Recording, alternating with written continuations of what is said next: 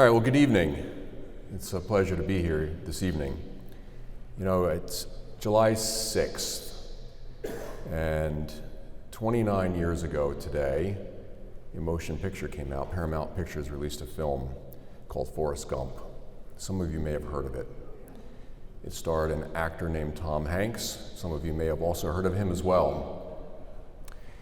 But this film was quite interesting because it portrayed this man, portrayed by the actor Tom Hanks, that was a slow-witted individual with an IQ of about 75 from Alabama. And his life sort of intersected with major key events of the second half of the 20th century. And it had many things in there. You may have remembered, if you've seen the film, he wore braces and he had some interesting movements, and there was an occasion where his paths crossed with Elvis Presley, and the film implies that Elvis Presley learned some of his dance moves from Forrest Gump. And of course, no part of history in the United States could be complete without the 1960s and 70s being portrayed without a discussion and portrayal of the Vietnam War. And of course, Forrest Gump went into the Army, served in Vietnam, and was injured in Vietnam, and came back and won the Congressional Medal of Honor. And the film goes on to portray Forrest after the service. He develops a business with his service buddy, he invests in Apple Computer, he becomes rich, a millionaire, and life was good thereafter. But the problem is that that is Hollywood fiction. You see, the Forrest Gump character in that film was a composite character.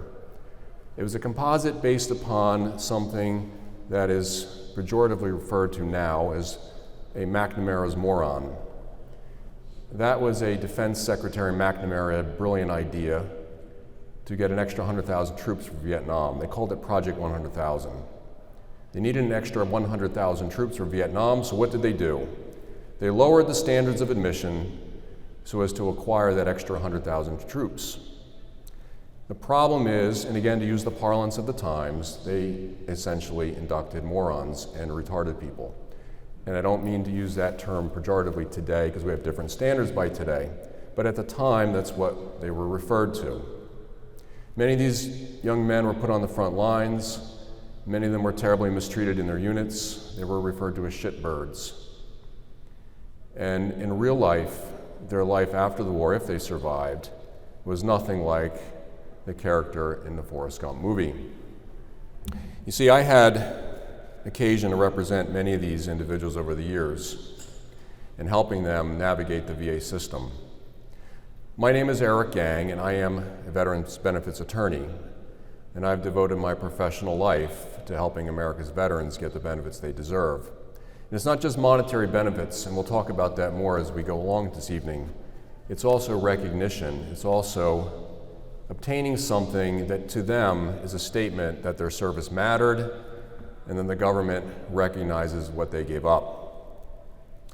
One such individual that was a client of mine illustrates what life was really like for one of McNamara's morons after they came back from service. A young man named Jimmy, he was from North Carolina, and at 17 years old, he enthusiastically enlisted in the United States Army with the intention of going to Vietnam. He had a lot of enthusiasm. He joined up and ended up in Vietnam. Well, Jimmy, with an IQ of 75, around there, he put it this way, he flunked out of the 9th grade, never went back to school. And he had to get his mama's permission, as he referred to her and as he still calls her today, to join at age 17. So imagine that for a moment. If you have a 17-year-old grandchild or daughter or son, imagine them at 17 years of age on the front lines of Vietnam with the shelling and the enemy fire and all the casualties all around you. Well, that was the situation and the scenario that Jimmy found himself in. Jimmy couldn't handle it. So one of his colleagues suggested some assistance, and ended up being heroin, and they encouraged him to drink heavily. So he began drinking heavily and using heroin almost nonstop. It was the only way he could cope with the stress he was feeling in Vietnam. Unfortunately, his use of these substances included during his time on guard duty. He got caught sleeping on guard duty, got caught with drugs. They kicked him out of the service and sent him back to the United States, discharged with an other than honorable discharge. And under the law, without a qualifying character of discharge, you're technically not a veteran, which means you cannot avail yourself of the safety net of VA benefits. So Jimmy came back home. His drug abuse and alcoholism only escalated.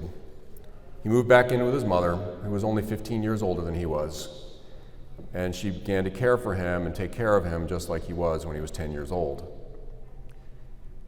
The problem is, it started when Jimmy and his brother, who also lived in the home, had an argument. Jimmy ended up killing his brother in that argument.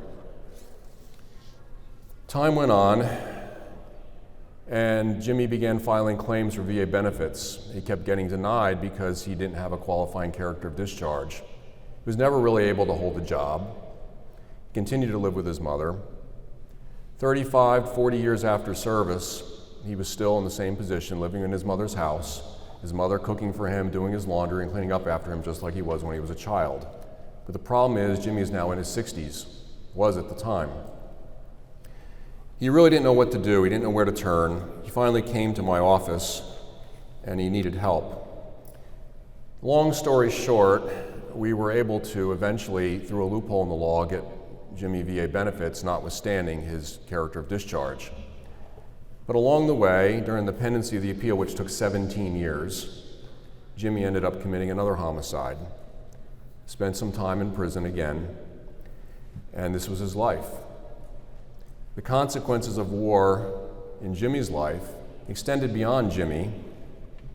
It extended to his family and those around him, those in his community. You see, the consequences of war, unfortunately, have effects that are more than just the risks that that veteran assumes when he or she joins the service. Jimmy joined, but many of his generation were drafted, of course.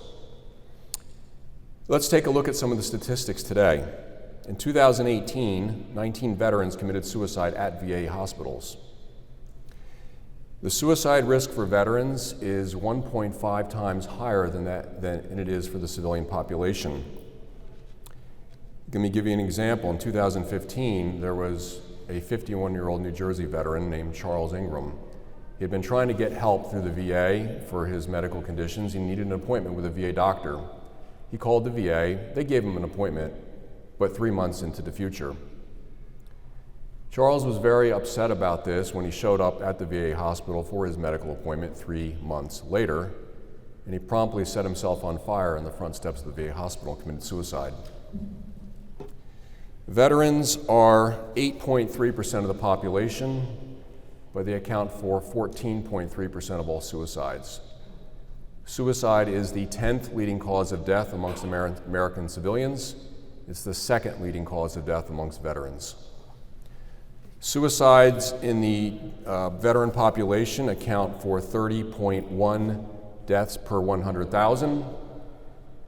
Deaths from the opioid crisis in our country cost the lives of about 16.8 people per 100,000.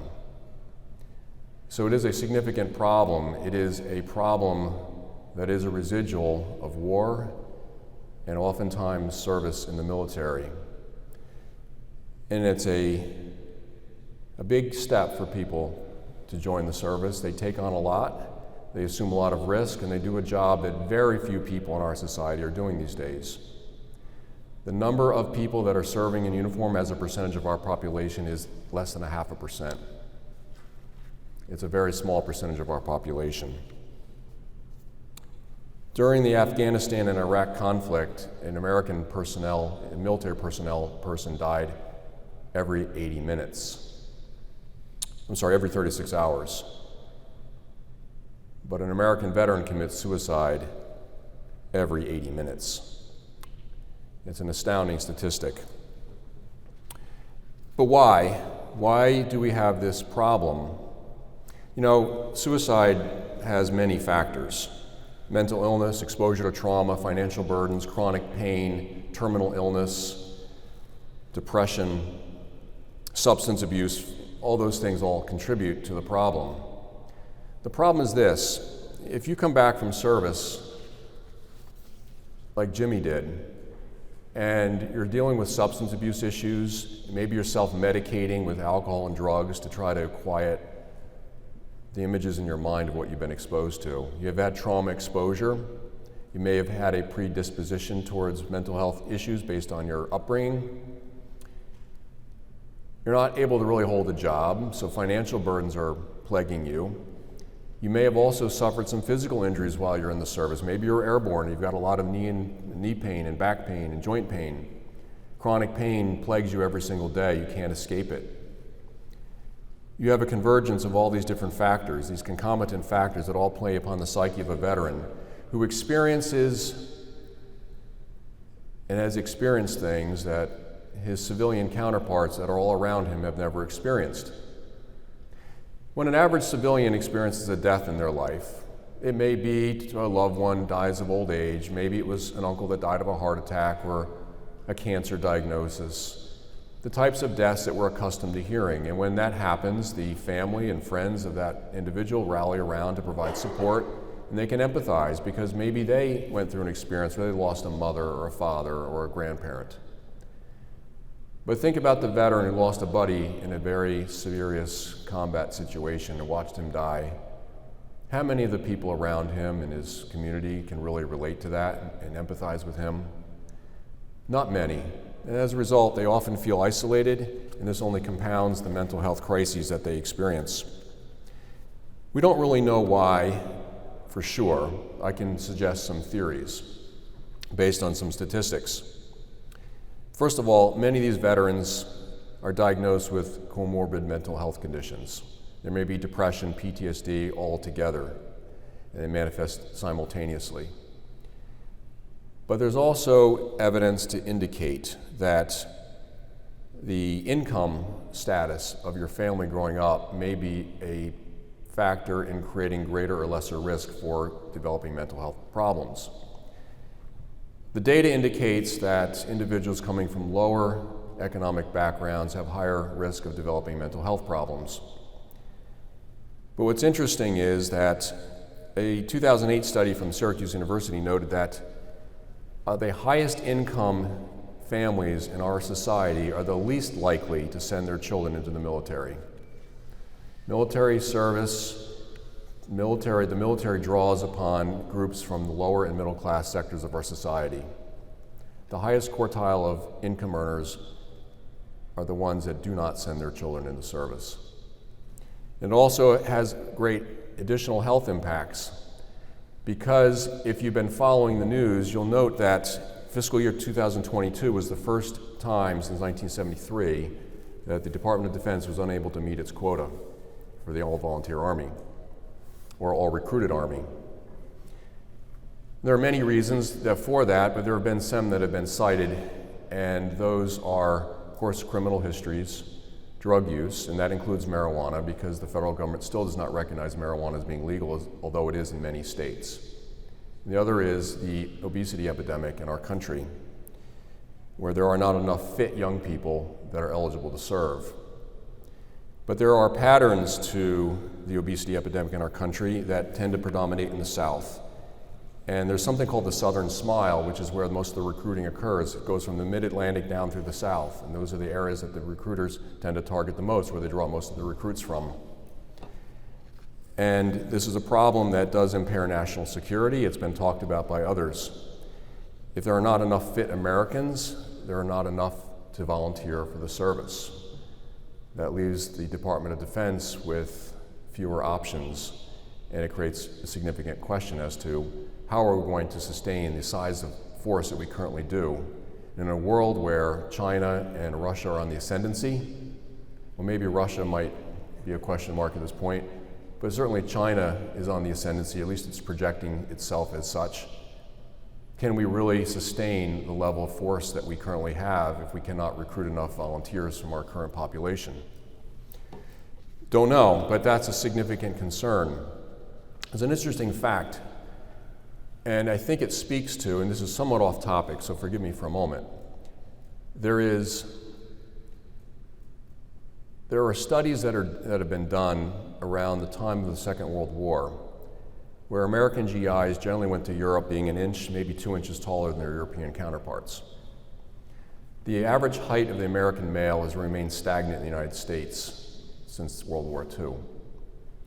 But yet, the average height of Europeans has been creeping upward. There's a suggestion called the concept called the height gap, which is a suggestion that height differences within a population are genetic. But on a large scale, comparing one population to another, it speaks to the health of the society. And that speaks to some of these issues that we're facing with the recruitment troubles that we're facing. It may suggest that America fundamentally has health problems that's affecting adult height. Americans, by statistic, are growing wider but not taller. Our European counterparts are growing taller. It's just an aside, but these are some of the issues that may affect the population that we're drawing from. It's somewhat off topic, I apologize. But the point of the matter is the state of American veterans right now is in a bad state of affairs. The suicide rates, the homeless rates, the drug intervention courts that they're establishing specifically for veterans to give them diversionary programs in the criminal system. But here's the thing. We talk about post-traumatic stress disorder, we talk about mental health issues, but there are consequences that affect veterans physically where the nidus of those problems begins with the mental health problem. You may have heard the saying that all disease begins with an error of the mind. Now, there's a lot of truth to that. Let me give you some examples. The typical presentation of somebody who comes to my firm for assistance is somebody who's struggling with a host of medical problems. There's often heart disease issues and an increasingly growing number of type 2 diabetics. Now, for those that served in Vietnam, that's largely considered to be presumptively associated with Agent Orange exposure. But we're seeing increasing numbers of type 2 diabetes cases in the non-Vietnam veteran population. What we're seeing now is a pattern where a person will be exposed to some sort of trauma in service, develop post-traumatic stress disorder, anxiety, or depression. That does affect the neuroendocrine system, and they begin to not care about their diet. They become unmotivated to exercise. They make poor choices. It's exacerbated by higher incidence of tobacco use. Veterans have a lower rate of tobacco cessation. And what happens in time is we see weight gain, we see the development of type 2 diabetes, we see onset of sleep apnea, we see sleep apnea being uncontrolled because they can't wear the CPAP machine because their anxiety makes them pull it off in the middle of their sleep. Their hypertension then becomes out of control, they develop a stroke, then they become non-compos mentis. I had a veteran who could not wear a CPAP machine. His hypertension went out of control, he had a devastating stroke, lost the ability to read, and could barely speak after the stroke. So this is the pattern that we're seeing. We're seeing a cascade of health problems that are not just the classical shell shock or the battle fatigue or, as we know it today, post-1980, post-traumatic stress disorder. We're seeing a host of medical problems across the spectrum, and they are chronic health problems. When you think of a veteran, you think of somebody who has a shrapnel wound or maybe lost a limb. Those are the easy cases. People like that don't come to my office because it's obvious. Shrapnel wound, gee, I wonder where you got that from, you know? But a type 2, a diabetic that's been out of service for 20 years, never served in Vietnam, on its face, never exposed to dioxin to have triggered that. It's the ischemic heart disease, it's the other problems. It's also the delayed onset of various forms of cancer that come from toxic exposure. You may have been seeing advertisements on TV for the Camp Lejeune Justice Act. Marine Corps veterans who served at Camp Lejeune for more than 30 days between 1953 and 1987 were exposed to contaminated water. The motor pool and a dry cleaner polluted the community well, and people were bathing in this water, drinking it. The water contained TCE, vinyl chloride, benzene, and a host of other chemicals. So years later, they're developing all sorts of problems, all sorts of cancers, aplastic anemia and other problems, just significant health problems, infertility problems, stillbirths and things of that nature. But the problem is that the development of those problems is very attenuated from the time they get out of the service to the time they develop the problem. And that makes it very hard for the VA. They don't see an immediate onset to a problem. If there's a hiatus of 15, 20, 30, 40 years, it makes the connection more difficult to make. And we know from statistics that claims for disabilities from veterans tend to peak 40 to 50 years after a conflict. I have to say, to this day, I think Vietnam-era veterans still comprise the majority of my client base, although we're seeing some changes in that regard. But it has been a steady flow of Vietnam-era veterans for the last 15 or 20 years. So these are some of the things that people are facing. It's not just the classical things that you think of when you think of a war veteran. You think of somebody in a wheelchair who lost his limbs, or you think about somebody with a prosthetic leg. But it's really the hidden things, and it's really the chronic diseases and chronic health problems that develop years later that may have their origins in a mental health problem that started by exposure to some trauma in the service. I'll give you an example. I had a client who graduated high school in 1970. His name was Patrick. Patrick had been saving his money during high school to pay for the tuition for a technical school to become an auto mechanic. And he had the money. He started his auto mechanic training, and he was enthusiastic. He started doing part-time boot camp with the Army National Guard. By the summer of 1972, he was so enthusiastic about it, he wanted to join the regular Army, and he did.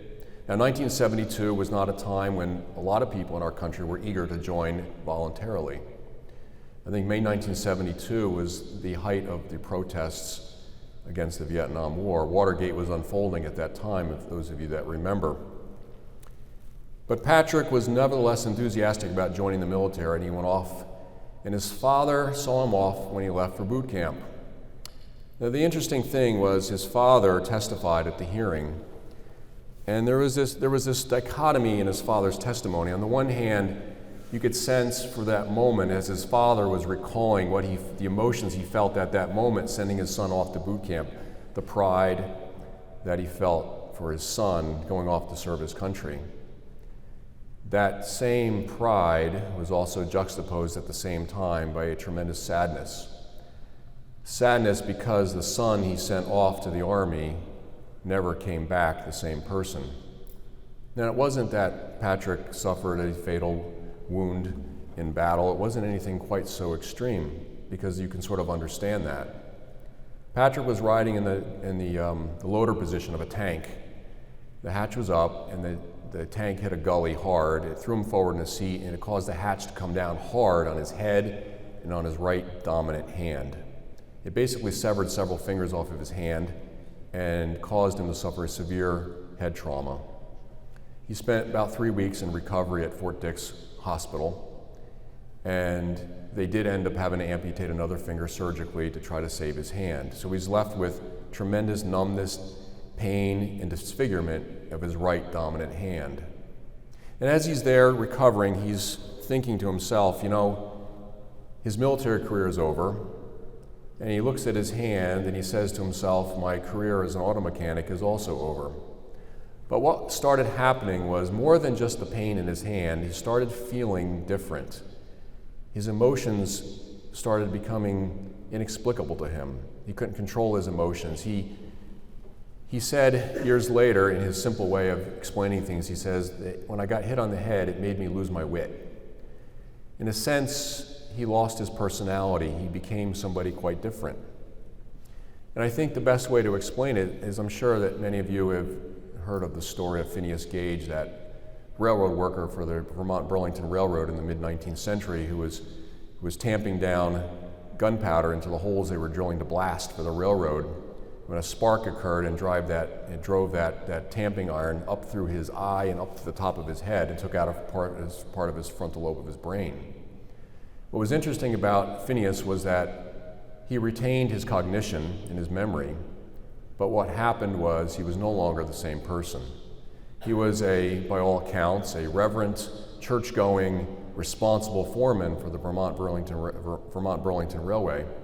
But after that incident, he became profane, irreverent, and irresponsible. and even went touring around the country as a freak in one of those circus freak shows. The point of the matter is that certain head traumas basically can change a person's personality. It can change them from a responsible foreman to an irreverent drifter. And this is what happened to Patrick. He had recently married before he went away to the Army. He could no longer deal with working out things with his wife, and his wife ended up leaving him. He could no longer work. He had to move in with his parents, and he essentially had the same experience. He became a profane, irreverent, irresponsible, essentially a drifter, except he had parents to live with.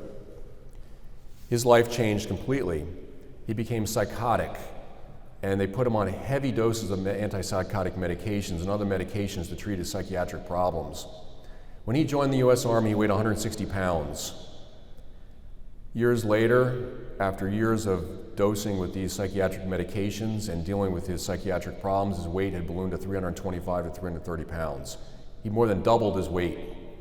And with that came a whole host of problems: the knee pain, the back pain, all the insulin resistance and the metabolic syndrome and the other problems that he began experiencing, all because of the psychiatric problems that were induced by severe head trauma.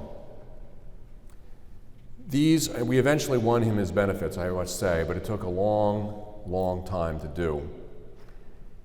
And his case illustrates that when something starts in the mind, it can have a cascading effect into the rest of their lives.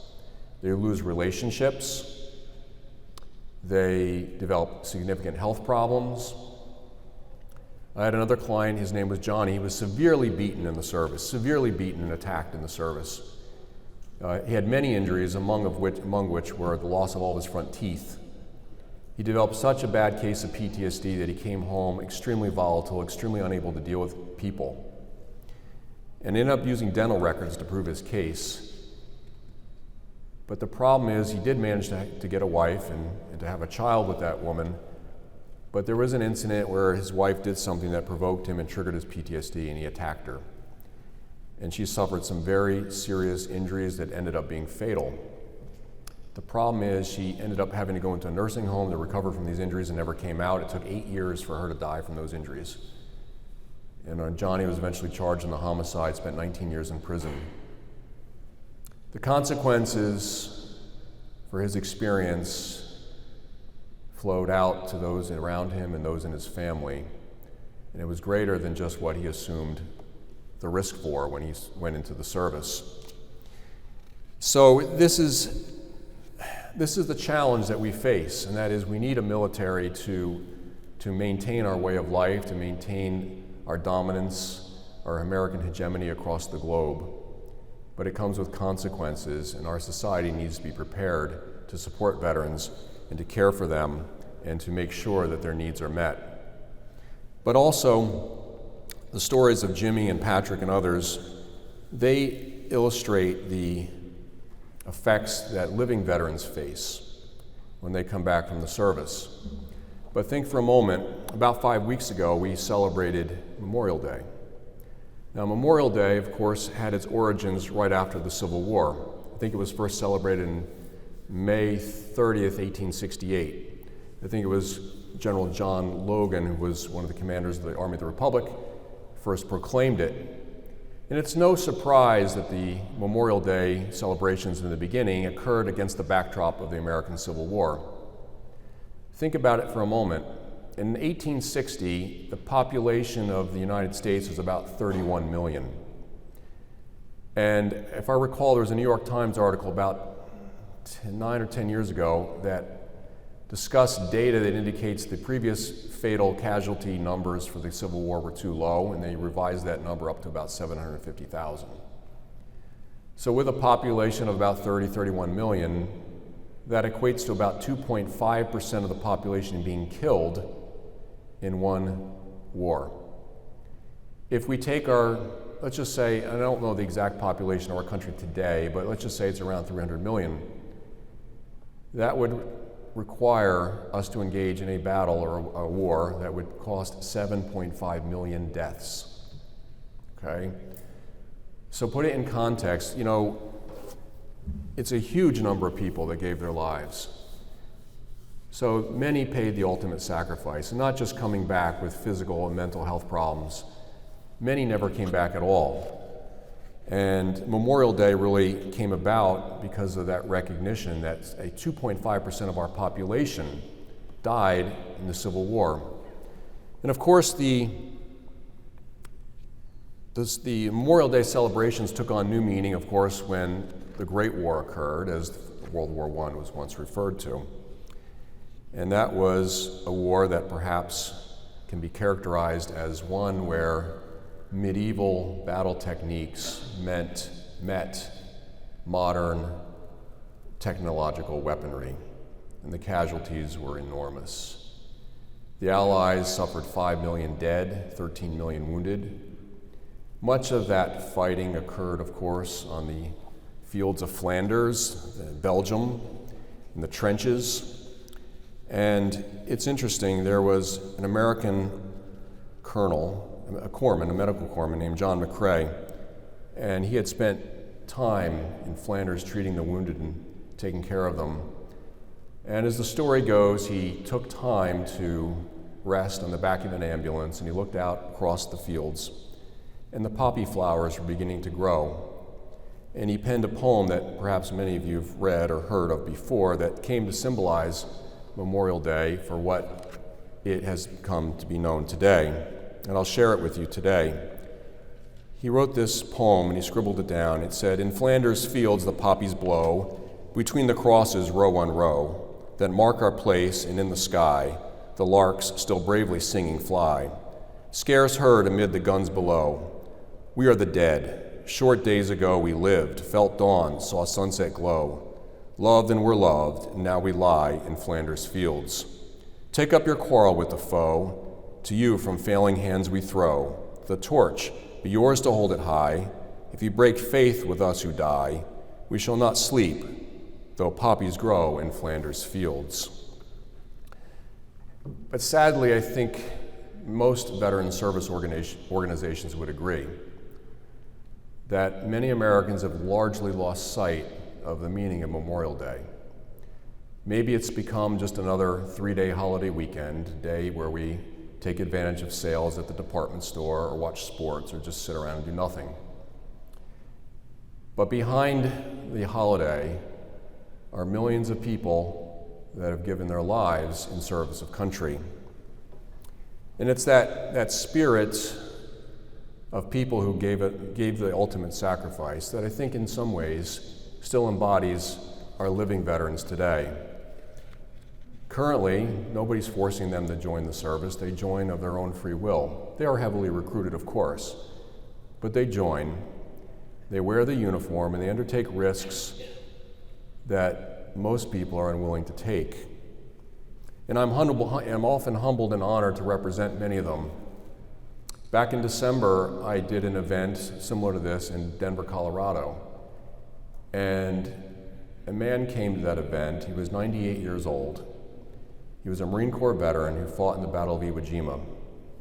And he came to me and he says, "You know what, I'd like to get an earlier effective date for my PTSD." Amazingly, he still had most of his hair and he was still ambulatory except for a cane. And he says, I didn't file my claim for 70 years. He didn't want to affect his job prospects. He didn't want to cause any problems. Stayed with the same company for 40 years. But unfortunately, he didn't file a claim sooner. He wanted to take it back to 1946, but we couldn't do it. It's an honor to represent and to have interactions with people like that. I had a brief conversation with another Vietnam veteran who's here tonight, earlier before our talk tonight, and I'm honored that those of you that are veterans are here tonight. Those of you served, it's an honor. It's an honor every day that I go to work and I take the opportunity to help those of you that have worn the uniform and served our country. You see, the brotherhood of the military, it's obviously brotherhood is more than biological, it's fraternal. And that brotherhood develops quickly amongst men in uniform. I think there's one story from the annals of Medal of Honor history that illustrates the point and helps us to contemplate just how much veterans have given. There was a young lieutenant from the Navy. He graduated in Annapolis in 1931. His name was Richard Antrim. He was a young and very dynamic leader. He was well respected by his peers and his superiors. He was put in charge of the USS Pope. And during World War II, his ship had taken some fire from the enemy in late February 28, 1942 to be exact. And the ship was slowly sinking. By March 1st, they knew they were going down. They had to abandon ship. So Antrim gave the orders that they would abandon ship. So they were able to get all 151 crew members into lifeboats and out into the Java Sea. And there they remained for 3 days. 3 days they remained there floating on the open sea until finally they were picked up, but by the Japanese. Now those of you that are history enthusiasts know that the Japanese treated American POWs with particular brutality. To be a prisoner of war in a Japanese prison camp was one of the worst things that could ever happen to you. So there these 151 men were, with Antrim, their leader, and they're placed in a POW camp in Indonesia along with about 2,600 Americans. Cries of pain and anguish, of course, were ubiquitous through the days and nights that they were there. But one day, things happened that make Antrim's story one of legend. There was another young American lieutenant there who failed to bow low enough in deference to a Japanese guard, and that Japanese guard absolutely lost it. Started beating this young American lieutenant with his swagger stick with unrelenting brutality. And it became so brutal that Antrim could no longer take it anymore. Drawing attention to himself, Lieutenant Antrim stepped forward using broken Japanese and gestures to plead for mercy. He pled for mercy on behalf of that American lieutenant who was being severely beaten. But there was to be no mercy. That American lieutenant was supposed to take his just punishment, which was 50 lashes with a thick hawser, which is a rope that moors ship or sometimes a cable. Antrim was ordered to step back as the Japanese guard began to lay blow after blow on the body of that young American lieutenant, who by this time was laying near unconscious on the ground. Each blow, his skin would split and blood would flow, and they hit him again and again and again. Other Japanese guards joined in, began kicking him violently. If any more blows hit that young American lieutenant, they would probably land on a body that would feel no more pain, unless something happened. And it did. Enough, came the voice of Lieutenant Antrim. If there are to be more, I will take the rest for him. At that moment, on both sides of this conflict, nobody could really believe their ears. It was one of those moments. If there are to be more, if there are to be 50, I will take the rest for him, Antrim said. From the ranks of the American POWs came a roar of acclaim, but from the Japanese, stunned silence. How could this be? How could a group of people who they considered to be subhuman actually exhibit such an act of self-sacrifice? It was one of those defining moments that was perhaps so magnificent and powerful that none can deny it. And I think that Antrim's story really embodies what veterans stand for today. They're willing to take the consequences that mean impairments to their health and even death for the vast majority of the population that do not have to do that. And I'm reminded of that other poem that was perhaps inspired by McCrae's poem about Flanders Fields by Moyna Michael. We cherish too the poppy red that grows in fields where valor led. It seems to signal to the skies that the blood of heroes never dies. Veterans come to me because they are at their wits' end. They're hopeless. They don't know where to turn. They desperately need their benefits just to have the money to survive. They want to be recognized for what they've given up, their strength, their youth, their life. They don't know what to do. They come to me fearful that they'll die before they ever see vindication. They hear the saying that's talked about in veteran circles about the VA, deny until you die.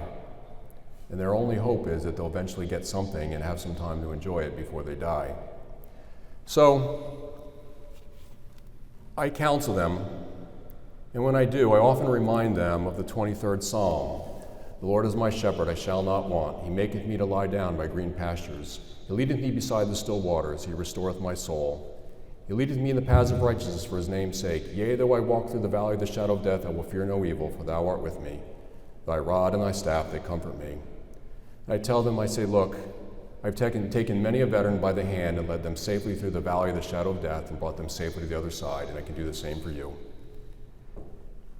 Fortunately, we've been successful in the vast majority of veterans, and that's our goal. That's what we do professionally. We can't help everybody, but it's my challenge to you. You leave this conference today, take a little bit of your life to devote it to the cause of America's veterans. Thank you.